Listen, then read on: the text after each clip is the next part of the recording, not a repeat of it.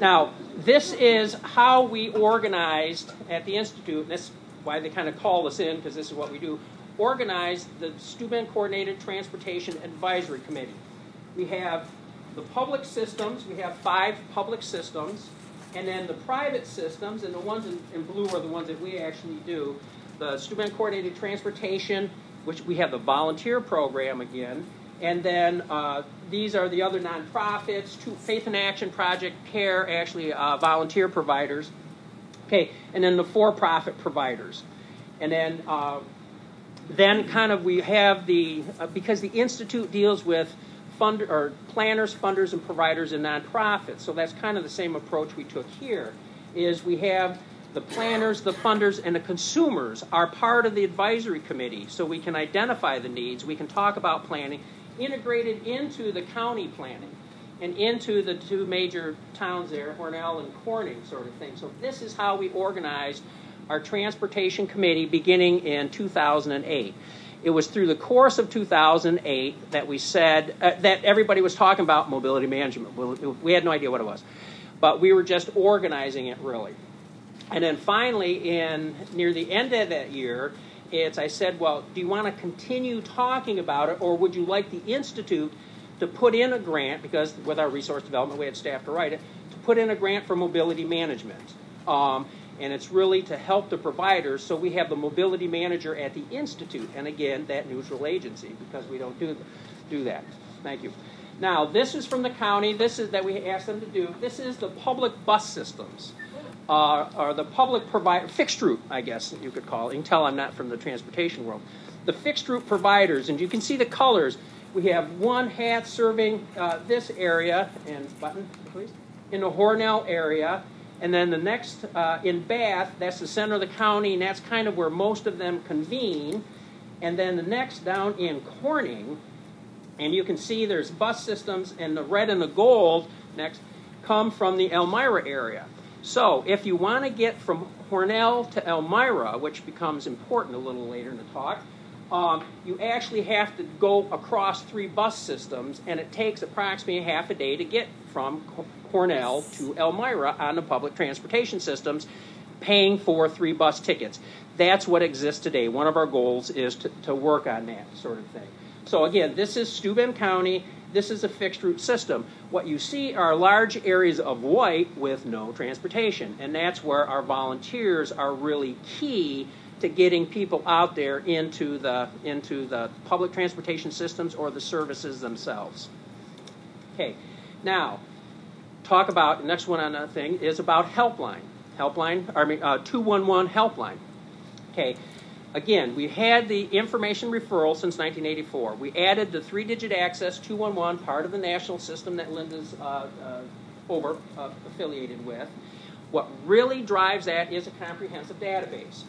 We do that extremely well, a very deep database. We integrate not only our Helpline staff, we have the research, we have the data resource staff. We also use our technology department to help us build that database. It's very comprehensive, very deep. So from that database, we run the 211 Helpline Center. Basically have 5 stations and 3 overflows and handle the Helpline calls. But we approach our 211 Contact Center, our database information referral, as the base of more services than only information referral. We do that. We do DSS conference calling. That's one of our first contracts that we started in 1984.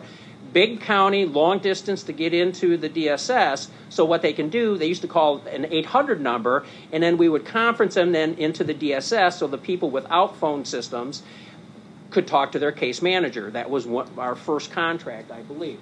We still do that. We do the EITC Earned Income Tax Credit funding for, I don't have a slide, but for the United Way, which we peak on that. People call in there, and we schedule the appointments across 2 counties, like 17 sites. We use our 211 as the basis for that. We do facilitated enrollment for 7 counties. That actually uses the Helpline number because it's across 7 counties. And then the coordinated transportation, because we've used 211. People want to call in for a volunteer ride. That's funded by the Office for the Aging and United Way a bit. We use the 211 for that. Then from our database, we had, and our technology department, we had them, they program it, so we have, and I have screenshots later, help an online database website that people can search for their own programs. We produce online CD directories, and then we have other services we're bringing in. We've also just brought in, talk about later, volunteer coordination, another program with the United Way, training enrollment, with the rural health networks. We do coordinated transportation with it, etc. So we really utilize 211 as the basis for lots of information and referral types of services. Okay. Now, it was interesting because as we, excuse me, they asked us to do the to get the Steuben Coordinated Transit Advisory Committee organized and together. Then they asked us to do mobility management and say, oh, sure, we can do that sort of thing. And almost as an afterthought, I said, hey, we have 211 to use these 5 separate systems, a common theme. Why don't we just use 211 to have people call and we can get them directly into the right provider? So without knowing it or even hearing the phrase at that point, we started our one contact center by that. It was, I can't say an afterthought, but it's because the service existed. Let's combine it with the mobility management. As one of, it's funny, a previous slide, as one of our staff said the other day, he goes, a newer staff, she goes, you know, it's kind of like we swarm an issue that comes in from the various departments. And this is an example of bringing in the various competencies for that. Okay, the 211, now particularly around that, what we have around that gives us the competencies for that is, which is great, the 211 number. Before it was a 800 number, obviously hard to remember. 211 is excellent to promote out there. We have the telephone system with the capacity to grow, call distribution, computerized database, and I really have to emphasize how we've done that. We've programmed our own on, because we update it annually. Every about 600 agencies update them all annually. And we do that with technology, emails out, website updating, and everything else that we programmed ourselves. Database specialists develop our website, volunteer clearinghouse, and trained staff. They're CIRS or CRS certified for information referral and database. So this is the technology that we had in place to help us do this. What we also had was when we started the using 211, and that was just this past summer or spring, for mobility management, we collected more. We went out beyond the regular 211 database, which was already very deep, collected additional details from the transportation providers. We reviewed 511 service so that we didn't duplicate what was already on that we worked with that. We really try to leverage what is out there in the community, not duplicate, but build upon, a couple pages behind on my slides here, really build on what's out there. Develop protocols for screening so it's very consistent across. We can develop our own training, and then routinely get together in-house between the various departments and work on this together. Okay. Now this is just an example. It's not about transportation, but this is an example of the data we already collect. We're very data driven, and we really mine the information we get in a real-time basis from 211 Helpline. We can use that for resource development. We provide unmet needs to agencies. People look to us to find out what's going on in the area. So in this case, much like Suzanne's slide, I mean, we break it down, the types of this. This says, like, basic needs are the biggest one right here. That's where transportation falls in. But the one nice thing about 211, we use the AIRS taxonomy. So we can, across all programs, we can code them together. So the transportation is, and it has like 6 levels. It's coded down into the various types of transportation trips that are taken.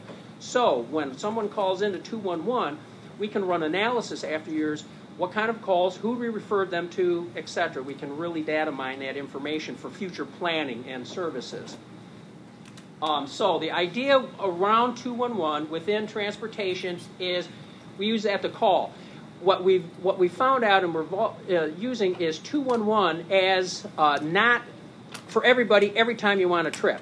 It's if you don't know who to call, they call in. We do a high-level assessment. Okay, what are your needs? Where are you at? Zip code's the only thing we ask. We never do names. And then we directly refer, if they're from Hornell and they need a proper right of trip, then we directly transfer them right into HATS. not hang up and here's the number. We do a direct transfer, or to any of the other providers. So disability, okay, we transfer you right over into ARC, I think it is, that has their bus system, etc. So that's the high level sort of assessments that we do. Then if there's a little bit more, while they have more needs, other issues, then we connect them to the Steuben Coordinated Transportation Program, where Allison can, or, okay, I'm talking fast, when Allison can, or her staff can talk and find out where there's other needs to get in there. And one key thing is, if there's more issues, like that guy sitting on a bench in the first slides, he's probably got more issues than how to get somewhere. That's what's so nice about being with 211 Helpline, is the fact is they can ask, what are your other needs? Do you have food? You know, is there like this? In the appropriate cases. Slide. So we'll rip real fast here. So then this is just what we put together to explain how here's the providers, here's the 211 Helpline, and there's some kind of examples that we go in there.